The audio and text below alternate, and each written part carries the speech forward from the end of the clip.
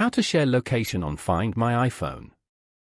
To get started, first of all go ahead and open up the Settings application on your phone.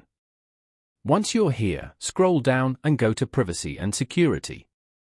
From here, you can control which apps can access your data, location, camera, and microphone, and also manage protections.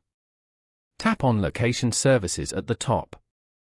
On this page, tap on Share My Location as shown. Here, go to the Share My Location option and turn it on.